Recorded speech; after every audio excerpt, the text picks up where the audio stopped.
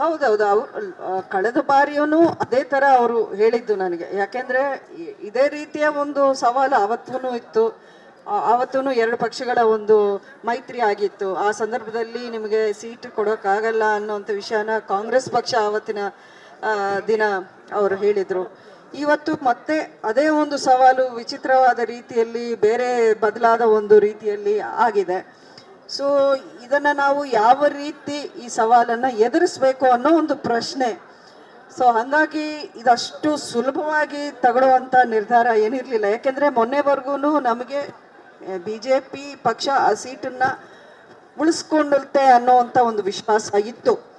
ಆದರೆ ಅವರೂ ಸಾಕಷ್ಟು ಪ್ರಯತ್ನ ಪಟ್ಟರು. ಆ ವಿಷಯ ನನಗೆ ಗೊತ್ತಿದೆ. ಹೈಕಮಾಂಡ್ ಮೂಲಗಳಿಂದ ಅವರೂ ಸಾಕಷ್ಟು ಮಂಡ್ಯ ಸೀಟ್ನ ಬಿಜೆಪಿನೇ ಉಳಿಸ್ಕೋಬೇಕು ಅನ್ನೋವಂಥ ಒಂದು ಪ್ರಯಾಸ ಪಟ್ಟಿದ್ದಾರೆ, ಇಲ್ಲ ಅಂತ ಹೇಳೋಕ್ಕಾಗಲ್ಲ. ಆಗ ಈಗ ತಗೊಂಡಿರೋ ನಿರ್ಧಾರದಲ್ಲಿ ನಮ್ಮ ನಡೆ ಏನು, ನಮ್ಮ ಭವಿಷ್ಯ ಏನು, ನಮ್ಮನ್ನು ನಂಬ್ಕೊಂಡಿರೋ ಜನ, ನನಗೆ ಮೊದಲಿಂದಾನು ನಾನು ಪಕ್ಷದ ಮುಖಂಡರುಗಳಿಗೆ ಮಾತಾಡಿಸಿದಾಗ್ಲೂ ನನಗೆ ನನ್ನ ಭವಿಷ್ಯ ಮುಖ್ಯ ಅಲ್ಲ, ನನ್ನನ್ನು ನಂಬ್ಕೊಂಡು ನೀವು ನೋಡ್ತಾ ಇದ್ದೀರಲ್ಲ, ಇದೇ ರೀತಿ ಇನ್ನು ಲಕ್ಷಾಂತರ ಜನ ಇದ್ದಾರೆ ಮಂಡ್ಯದಲ್ಲಿ.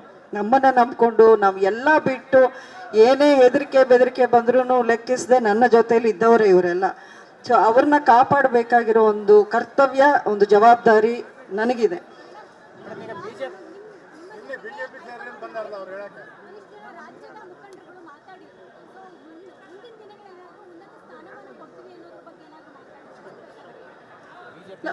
ಖಂಡಿತ ಹೈಕಮಾಂಡ್ ಅವರು ಮಾತಾಡಿದಾಗ್ಲೂ ಅಥವಾ ನಿನ್ನೆ ವಿಜಯೇಂದ್ರ ಅವರು ಇಲ್ಲಿಗೆ ಬಂದಾಗ್ಲೂ ನಿಮಗೆ ಪಕ್ಷ ನಮಗೆ ನೀವು ಸಹಕಾರ ಕೊಟ್ಟರೆ ನಿಮಗೆ ಪಕ್ಷದಲ್ಲಿ ತುಂಬ ಉಜ್ವಲ ಭವಿಷ್ಯ ಇದೆ. ನಿಮಗೆ ಉನ್ನತ ಮಟ್ಟದಲ್ಲಿ ಸ್ಥಾನಮಾನ ಕೊಡುವಂಥ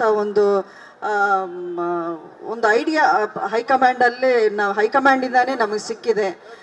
ಹಾಗಾಗಿ ನೀವು ಯಾವುದಕ್ಕೆ ನೀವು ಕನ್ಸರ್ನ್ ಆಗೋಕ್ಕೆ ಏನು ಇರೋದು ಬೇಕಾಗಿಲ್ಲ. ನಾವು ಎಲ್ಲವನ್ನೂ ನೋಡ್ಕೋತೀವಿ.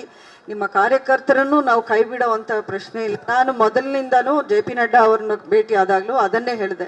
ನನ್ನ ಭವಿಷ್ಯ ಏನೋ ನೀವು ನೋಡ್ಕೋತೀರಾ, ಏನೋ ಮಾಡ್ತೀರಾ, ನನ್ನ ಕಾರ್ಯಕರ್ತರು ಏನಾಗಬೇಕು, ನನ್ನ ನಂಬ್ಕೊಂಡಿರೋ ಒಂದು ಬೆಂಬಲಿಗರು ಅವ್ರಿಗೆಲ್ಲ ನಾನು ಏನು ಆನ್ಸರ್ ಕೊಡಬೇಕು ಅಂತಾನೆ ನಾನು ಕೇಳ್ಕೊಂಡಿದ್ದೆ. ಅವ್ರೆಲ್ರಿಗೂ ನೀವೇನು ಹೇಳ್ತಿರೋ ಅದೇ ರೀತಿ ನಾವು ನಡ್ಕೊಳ್ತೀವಿ ಅನ್ನೋಂಥ ಮಾತನ್ನು ಹೇಳ್ತಾ ಬಂದರು. ಆದ್ರೂ ನಾನು ನನ್ನನ್ನು ನಂಬಿದವ್ರನ್ನ ವಿಶ್ವಾಸಕ್ಕೆ ತಗೊಳ್ಳದೆ ಯಾವುದೇ ಒಂದು ಹೆಜ್ಜೆ ಹಾಕಬಾರ್ದು ಅನ್ನೋ ನಿಟ್ಟಿನಲ್ಲಿ ಇವತ್ತು ಅವ್ರನ್ನ ಬರೋಕ್ಕೆ ಹೇಳಿದ್ದು. ಇನ್ನು ಒಂದು 2-3 ದಿನಗಳಲ್ಲಿ 3ನೇ ತಾರೀಕು ಮಂಡ್ಯದಲ್ಲಿ ಒಂದು ಸಭೆಯನ್ನು ಕರೆದು ಅಲ್ಲೇ ನಾನು ಅಂತಿಮ ನಿರ್ಧಾರವನ್ನು ನಾನು ಪ್ರಕಟಣೆ ಮಾಡ್ತೀನಿ. ಸ್ವಾಭಿಮಾನ ಹೋರಾಟ ಮಾಡುವಂತ ಸಂದರ್ಭ ಇದಿಲ್ಲ. JDS-ನವರು ಕೂಡ ಕುಮಾರಸ್ವಾಮಿ ಅವರು ಕೂಡ ಒಂದು ರೀತಿಯಲ್ಲಿ ಸಾಫ್ಟ್ ಕಾರ್ನರ್ ಇದ್ದಾರೆ. ನಿಮ್ಮ ಜೊತೆ ಬಂದು ಮಾತಾಡ್ತೇವೆ, ಸಹಕಾರ ಕೊಡ್ತೀವಿ ಅಂತ ಹೇಳ್ತಿದ್ದಾರೆ. ಆ ಜಿದ್ದಿ ಈಗಿಲ್ಲ. ಹಾಗಾಗಿ ತೀರ್ಮಾನ ಏನಿರಬಹುದು ಅನ್ನುವಂತ ಒಂದು ಕುತೂಹಲ. ನೋಡಿ, ನನ್ನ ನಿರ್ಧಾರ ಅದು ಈ ಪಕ್ಷಕ್ಕೆ ಅನುಕೂಲ ಆಗುತ್ತಾ, ಇನ್ನೊಂದು ಪಕ್ಷಕ್ಕೆ ಅನುಕೂಲ ಆಗುತ್ತಾ, ಅಥವಾ ಆ ಲೀಡರ್ಸ್ ಪರ ಇರಬೇಕಾ ಅನ್ನೋದ್ರ ಬೇಸ್ ಮಾಡಿ ನಾನು ನಿರ್ಧಾರ ಮಾಡೋದಿಲ್ಲ. ನನ್ನನ್ನು ನಂಬಿದ ಒಂದು ಬೆಂಬಲಿಗರು, ಸಪೋರ್ಟರ್ಸು, ಅಭಿಮಾನಿಗಳು, ಅಂಬರೀಷ್ ಅವರ ಅಭಿಮಾನಿಗಳು, ಅವರ ಒಂದು ಭವಿಷ್ಯವನ್ನು ಉದ್ದೇಶದಲ್ಲಿ ಇಟ್ಕೊಂಡೇ ನಾನು ಯಾವುದೇ ಒಂದು ನಿರ್ಧಾರವನ್ನು ಮಾಡ್ತೀನಿ.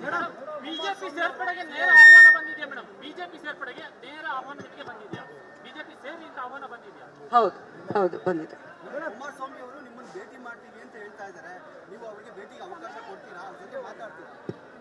ಅಲ್ಲ, ಇದಕ್ಕೆ ಆನ್ಸರ್ ನಿನ್ನೆನೆ ನಾನು ಕೊಟ್ಟಿದ್ದೆ. ಭೇಟಿ ಮಾಡೋಕ್ಕೆ ನನಗೇನು ಆಕ್ಷೇಪ ಇಲ್ಲ.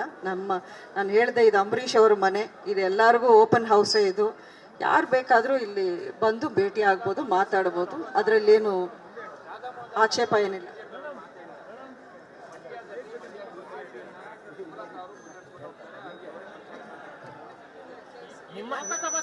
ನಿಮ್ಮ ನೇತೃತ್ವದಲ್ಲೇ ನಡೆಯುತ್ತೆ ಅಂತ ಮೈತ್ರಿ ಚುನಾವಣೆ ಯಾವಾಗ ನಾನು ಇನ್ನೂ ಅವ್ರನ್ನ ಅಂದರೆ ಈ ಒಂದು ವಾರದಲ್ಲಿ ಮಾತುಕತೆ ಏನೂ ಆಗಿಲ್ಲ ನಂದು ಪಕ್ಷದ ಲೀಡರ್ಸ್ ಜೊತೆಯಲ್ಲಿ. ಖಂಡಿತ ಇವತ್ತಿನ ಈ ಸಭೆಯ ಒಂದು ಎಸೆನ್ಸನ್ನು ನಾನು ಅವ್ರಿಗೆ ಹೇಳ್ತೀನಿ. ಈ ರೀತಿ ಆಗಿದೆ, ಈ ರೀತಿ ಅಭಿಪ್ರಾಯ ನನಗೆ ಬಂದಿದೆ, ಇದಕ್ಕೆ ನೀವೇನು ಉತ್ತರ ಕೊಡ್ತೀರಾ ಅಂತಲೂ ನಾನು ಕೇಳ್ತೀನಿ.